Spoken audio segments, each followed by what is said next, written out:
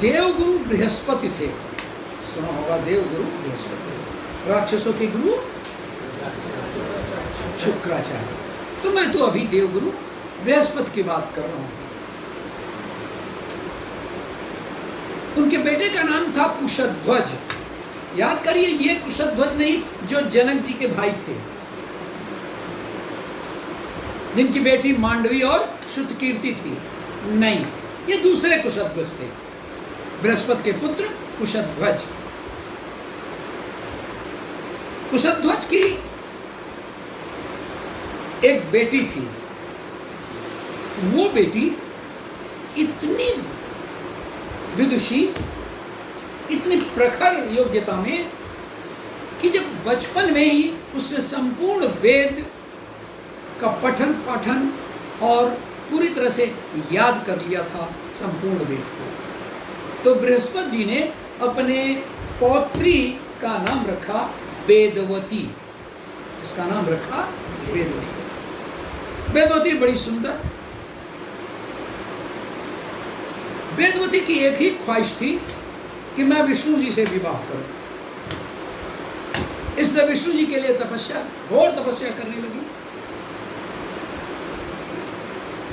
इतनी तपस्या कि विवश होकर के विष्णु जी को आना पड़ा। प्रस्तुत हुए वेदवती के सामने, ये क्या चाहती है, इतनी कठोर, इस कम उम्र में इतनी तपस्या, क्या उद्देश्य है तुम्हारा? कहा, मैं आपको अपना पति वर्ण करना चाहती हूं। विष्णु ने कहा, कम से कम इस जन्म में तो नहीं, अगले जन्म में मैं जरूर ऐसा मौका दूंगा।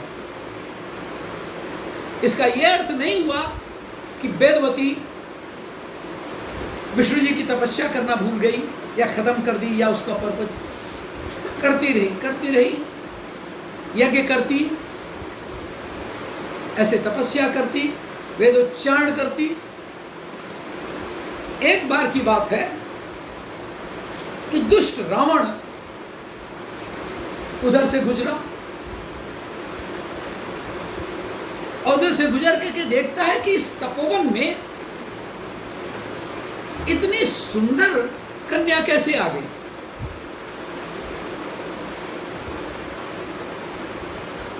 अच्छा, इस बीच में उसके पिता मर चुके थे, वेदवती के माता पिता, अकेले ही थी, सब लोग कोई नहीं था। बृहस्पति जी थे, बताते हैं कि वो और चले गए थे। ये लड़की ही अपनी तपस्या उस जंगल में अकेले कर रही थी। ये दुष्ट रावण